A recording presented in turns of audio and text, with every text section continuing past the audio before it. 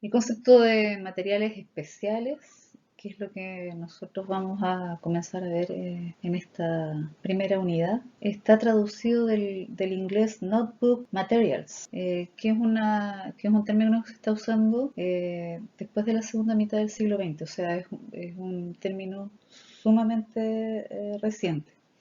¿Y de qué se trata? Es hablar de catalogación de materiales especiales. Es un término que se usa para agrupar a todo objeto de colección bibliotecaria que no sea impreso en tipografía. Entonces, ¿qué es lo que vamos a encontrar acuñado en este término? A los incunables, a los dibujos, a los grabados, a las fotografías, mapas, planos, partituras musicales, grabaciones sonoras, eh, recursos electrónicos, entre otros.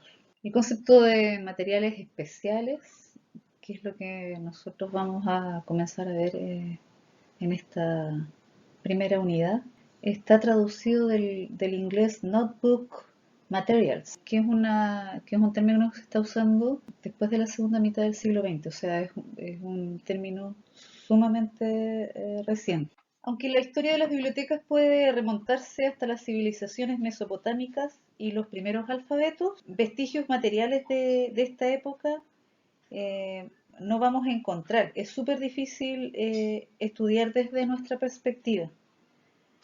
A pesar de que existían sistemas de clasificación en tablillas de barro, de cera o de papiro egipcio, eso trata de historias que son generales. Esta época es en la que se producen la mayoría de los manuscritos presentes en las bibliotecas.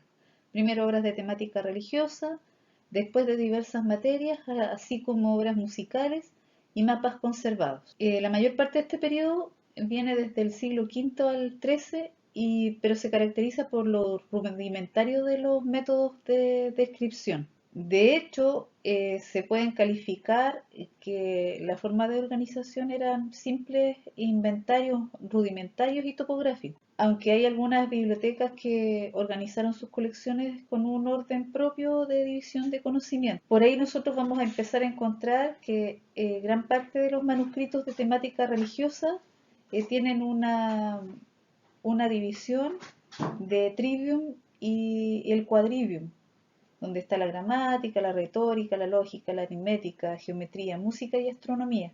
Sin embargo, no existe una gran novedad que nos pueda significar un aporte a la catalogación. Después del fin del siglo XIV, que nosotros comenzamos a encontrar eh, materiales cartográficos que han sido conservados hasta esta época. Como este es un periodo de grandes descubrimientos, de forma muy rápida también se hace progresar a la cartografía. En el caso de Mercator desarrolla en el siglo XVI una proyección que hasta hoy es empleada.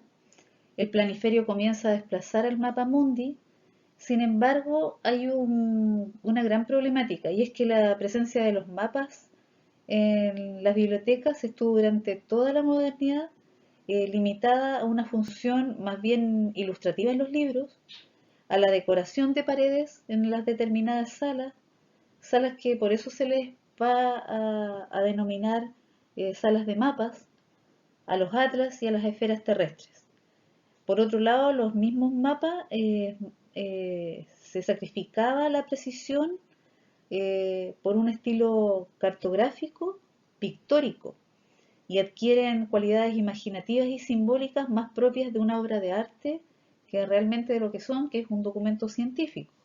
Aquellos que describían en realidad las rutas, las instalaciones, las descripciones de nuevos territorios, de recursos, se les daba un valor estratégico y se clasificaban como secretos y bajo la custodia de las altas autoridades militares y civiles. Y por otro lado, lo que sí se observa en esta época es que lo que ocurre con el tratamiento de las estampas, porque hay una noticia que acerca de una colección que tenía Hernando Colón, quien a comienzos del siglo XVI establece un sistema de clasificación adecuado a estos materiales. Y para ello combinaba el formato octavo, cuarto y el pliego. Y había una cierta división temática. que era religiosa, una religiosa profano, animales, tierras, lazos, follajes. Todo lo cual va a posibilitar el control de la colección y la recuperación de esta. Con la invención de la imprenta, que además de suponer la aparición de los libros impresos que van a nutrir las bibliotecas, se impulsa también el desarrollo de los materiales que no son libros. Aquí vamos a encontrar en un primer lugar a los incunables, que son, recordar, impresos anteriores al 1 de enero de 1501, a los posincunables, que son 20 años más, y a los raros impresos antiguos. Por otro lado, vamos a encontrar que van a haber unas publicaciones que son menores, caracterizadas por su extensión y conservadas sin encuadernar. Estamos hablando de gacetas, de algún tipo primitivo de publicación o de prensa periódica, de materiales legislativos, documentos eclesiásticos, almanaques, calendarios y memoriales. La imprenta además va a suponer la aparición del grabado en sus distintas variedades, así como un impulso importante a la cartografía y a las partituras musicales. El códice va a mantener una presencia importante como medio de transmisión del conocimiento hasta el siglo XVIII, aunque en franco retroceso a medida que avanza el tiempo. En el siglo XVII se va a apreciar igualmente que las descripciones publicadas tienen un interés científico antes que catalográfico.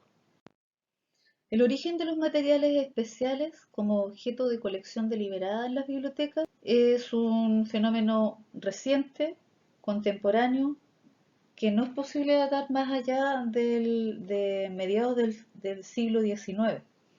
Desde el comienzo del siglo, Alemania es el país donde se va a establecer un modelo catalográfico de los manuscritos que con el tiempo se va a convertir en hegemónico. Gracias a un desarrollo extraordinario de los estudios humanísticos, la filología y la historia medieval sobre todo.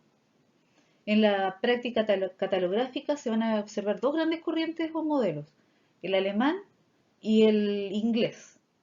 El primero va a optar por un catálogo como herramienta de un trabajo descriptivo exhaustivo que va a dar lugar a proyectos monumentales como el de la Biblioteca Vaticana o el de la Imperial de Berlín.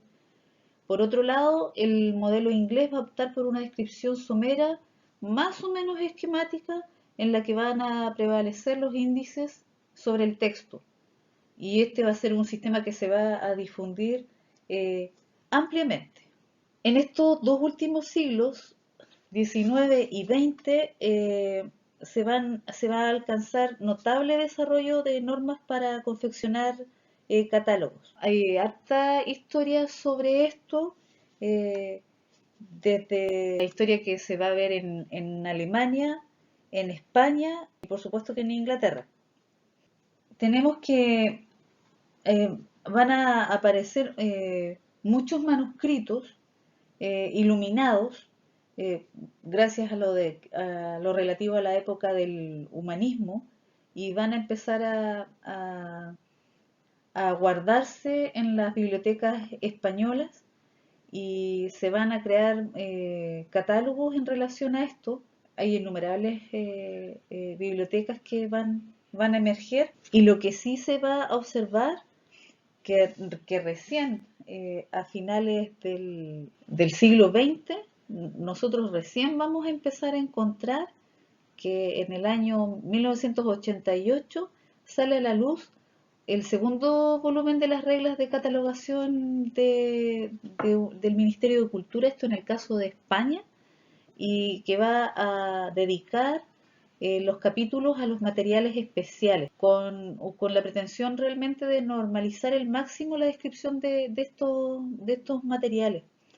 Por otra parte, vamos a observar que los mapas también van a ser tratados de forma muy tarde como materiales de biblioteca.